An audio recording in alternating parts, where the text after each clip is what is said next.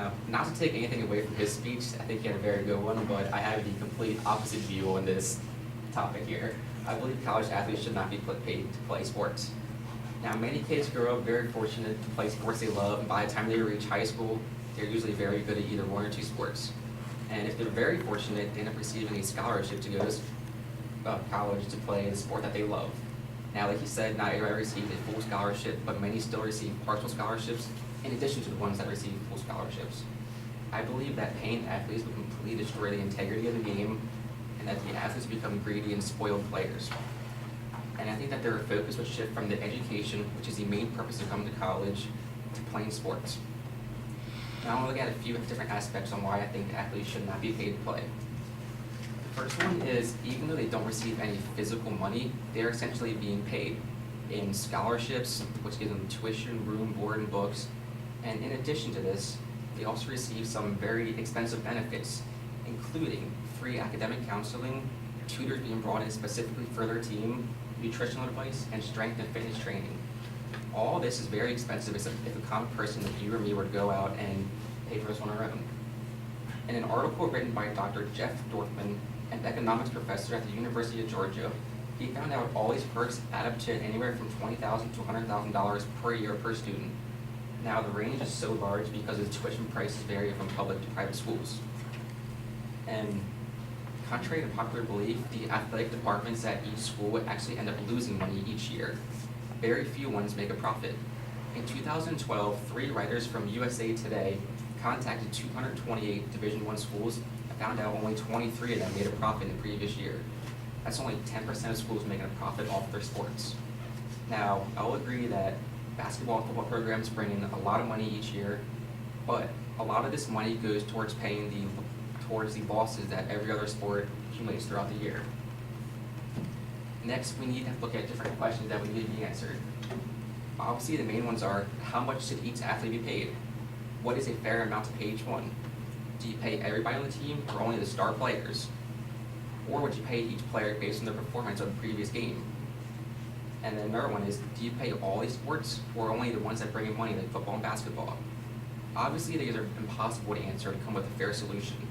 Everybody has a completely different opinion on what is a fair amount to pay each person, and I'm sure the big name schools would be willing to pay a lot more money than small time schools. So it's still completely unfair and impossible to come to any sort of answer for that. The next thing we need to look at is the legal aspects behind this. Would you want to pay male and female athletes? Probably not if you're in charge of the school, because the female sports don't bring as much money as male sports. However, you need to look at Title IX for the answers. On NWLC.org, the National Women's Law Center, Title IX was created to ensure there is no discrimination between genders in collegiate sports. If the school receives any sort of funding for sports, the women must receive a fair share of the money. It also states that there must be equal perks and benefits between male and female athletes. This would essentially double the amount of money the school would have to pay their athletes each year. And I'm sure most schools would not want to do that for sports that don't bring in much money at all. Now, next thing to look at is, if the athletes start to being paid, are they considered employees of the school? Because they essentially would be taking money to provide a service to them, which is the definition of an employee. And would this have to be any sort of health, dental, medical insurance would have to be required to pay? Now, most of us come into college with our parents, being on parents' plan, but some kids aren't fortunate enough to have this luxury. And also, what happens when players get injured? A lot of players get injured throughout the season. Would the school have to require any sort of workers' compensation for that? These are questions that are really hard to answer. Next, what about taxes? Would they be paid cash under the table to play, or would they receive a check each week or each month? And how would the taxes be handled for that as well? Next, we need to look at the different consequences of paying the athletes. The first one is most obvious. Where would the money come from? It's unfair to ask the alumni to donate any more money than they already do to the school in order for the athletes to be paid to play a sport. And there are 4 potential sources to raise money. The first one is a very obvious one. Raise the tuition for students like you and me who come here to get an education. How would it be fair to ask us to pay for students to come here on scholarship to play a sport? The next one is reduce the number of academic scholarships given out each year.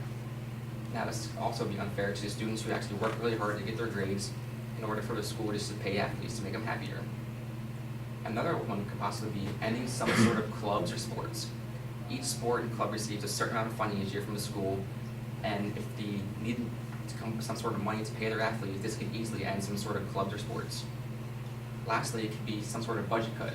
Who knows if this will be to the staff or to either the technology fees or any sort of budget around this via school. Also, we need to think about what happens each year when the top recruits come out of high school. Obviously, it'll become a very bidding war for the top talents between the top schools. And the schools that can offer them the most money will obviously bring in the players. This will essentially result in the same 5 to 10 schools winning national championships every single year. There will be no such thing as a Cinderella story anymore. You can't root for the underdog, and you'll just get bored watching the same schools win over and over.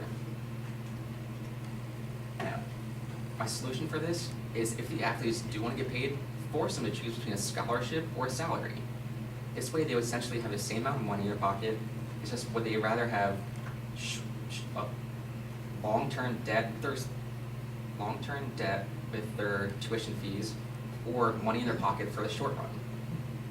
Now, some of you may not think this is fair, but I think this is the only solution to paying athletes. Now, even though only 1% of college students become professionals and make money off of playing a sport they love, what about the other 99% of them? They need a solid education and a degree in order to become successful in their life.